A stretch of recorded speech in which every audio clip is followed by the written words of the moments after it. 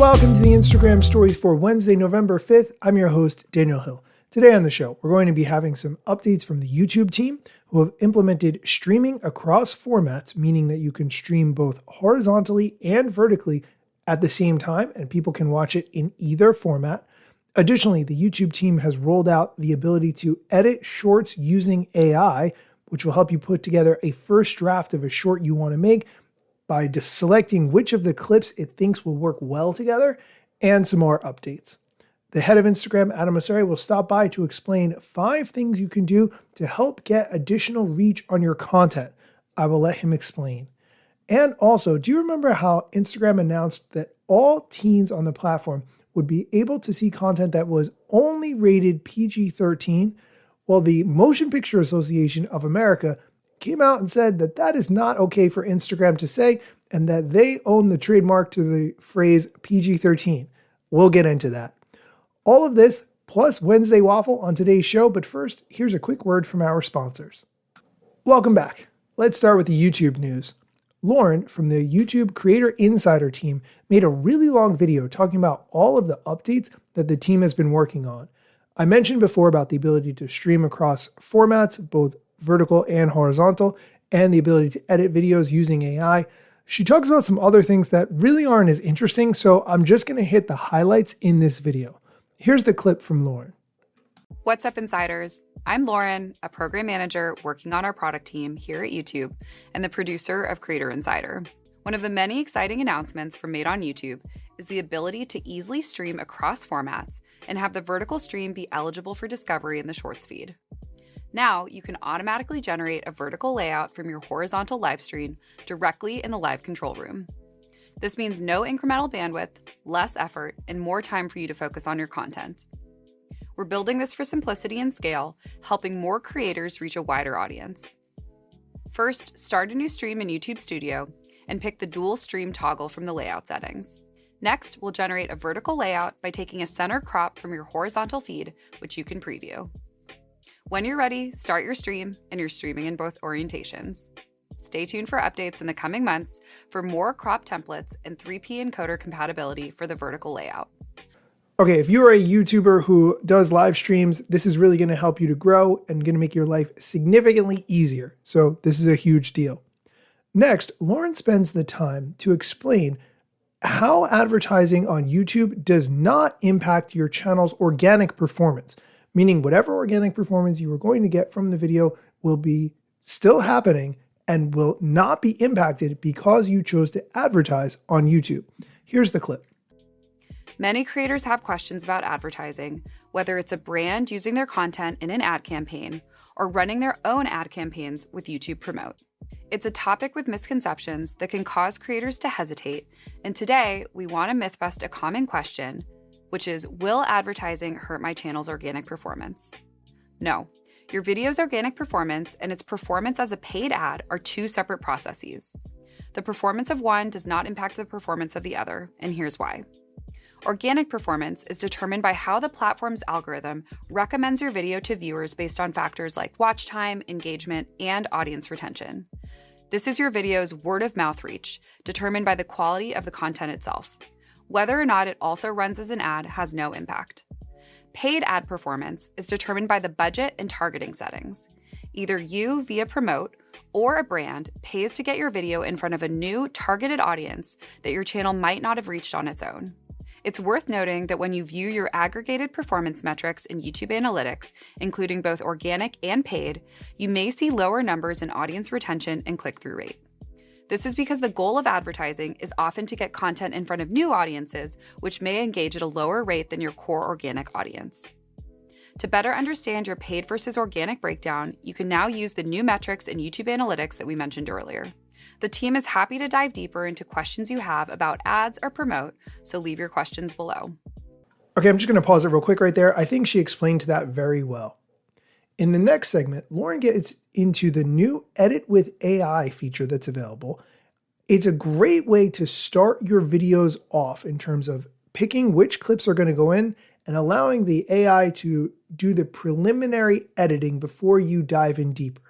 However, from what I can tell, this only seems to be available on mobile, and not on your laptop or desktop, which is where you would probably do a vast majority of your editing if you're working with a lot of footage. Here's the clip from Lauren. Moving on. We've rolled out Edit with AI, which helps you transform your raw footage into a compelling first draft. Edit with AI handles the initial heavy lifting, arranging the best moments from your footage into a coherent story with music and effects so you have a starting point to refine and personalize. We think this will be especially helpful for creators to cut down the time it takes to generate a first draft. It even has unique Hindi voiceover styles like a cricket commentator and Shayari for our Indian creator community. You can use Edit with AI in both the YouTube Create app on Android and the Shorts camera. This feature will be available for most creators in the coming weeks. Download the YouTube Create app and stay tuned for more updates. Okay, and the last clip I'm going to share from Lauren, she talks about the new enhanced resolution that's going to be available to help upscale your older videos that have been uploaded to YouTube that may not have the sharpest resolution. I'll let Lauren explain. Moving on, we're launching Super Resolution, which uses AI upscaling to enhance video resolution and improve video quality of new uploads and some existing videos. Why? A significant portion of older video content exists in lower resolutions, and this negatively impacts the viewing experience, especially on larger, higher resolution displays. Super Resolution will automatically upgrade eligible new and existing videos originally uploaded in 240 to 720p to HD resolution of up to 1080p. 4K is not available at this time. Super Resolution is on by default, and creators have the option to opt out. This setting can be managed in YouTube Studio on desktop. Additionally, we're increasing the file size limits for video thumbnails from 2 to 50 megabytes. This will allow creators to upload ultra high resolution thumbnails that look great on 4K TVs. We've also begun testing expanding the file upload size for long form videos. I'm going to stop the clip there, but I'm glad Lauren also mentioned about the higher resolution thumbnails because that is something that is increasingly important as we all spend more time watching YouTube on larger screens. Okay, we are going to take a quick break. When we come back, we're going to talk about the Motion Picture Association of America sending a cease and desist to Instagram for using the term PG-13 to describe teen content on the platform, and 5 things you can do to get more reach on Instagram. Stick around. Welcome back. Let's get into the Instagram news. A couple of weeks ago, I talked about an update where Instagram was going to allow teen accounts to only see content similar to what they would see in a PG-13 movie. However, the Motion Picture Association, the trade group that's in charge of moving ratings, has asked Meta to stop using its PG-13 rating when referring to the type of content that teens will see. The MPAA sent a cease and desist order to Meta on October 28th, saying Meta's use of the rating is, quote, literally false and highly misleading, end quote. The Motion Picture Association gave a letter to The Verge, which says, in part, quote, the MPA has worked for decades to earn the public's trust in its rating system.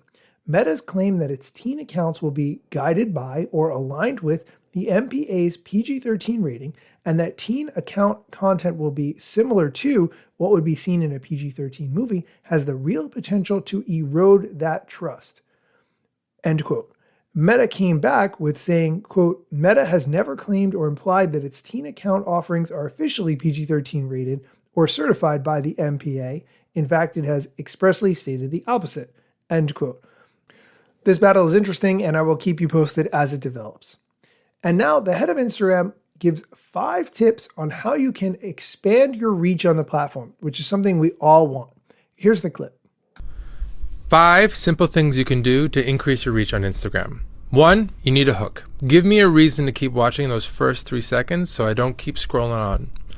2, turn on captions. About half the time that people are in feed, their audio is off. So they're not going to know that you're talking unless you turn on captions. 3, turn on translations. Most of our users don't speak the language you speak, no matter what language you speak. And we can now automatically translate Reels using AI into English, Spanish, Portuguese, and Hindi, which reaches more than half of our users worldwide.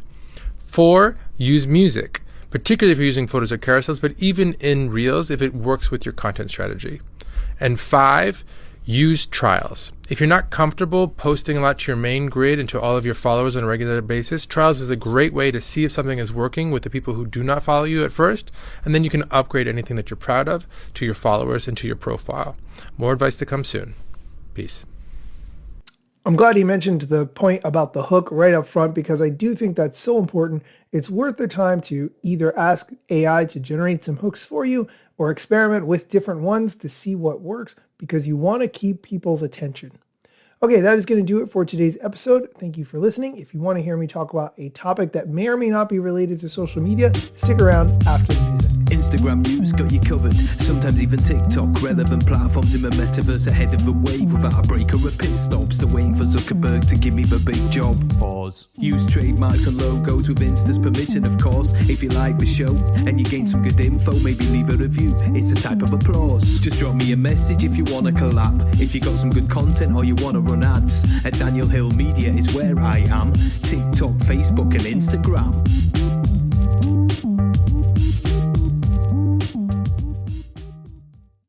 Oh, hey, thanks for sticking around to hear me talk about something else besides social media. So I've been doing this new thing that I saw on TikTok, and it's hilarious to me, and I'm 100% addicted to it. Here's what it is. Have you ever reached the point with your old clothes where you realize that you've just about had enough of them? Maybe it's a shirt you're 100% tired of and you never want to wear it again.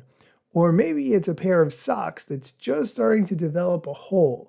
Or maybe it's an undershirt that's looking a little bit yellow. Whatever it is, maybe you're going to toss it, maybe you're going to put it in the donation pile, whatever. Instead of doing that, take it and put it in your suitcase. And then the next time you go on vacation, wear that item, and after you've worn it, just throw it away. It's fantastic.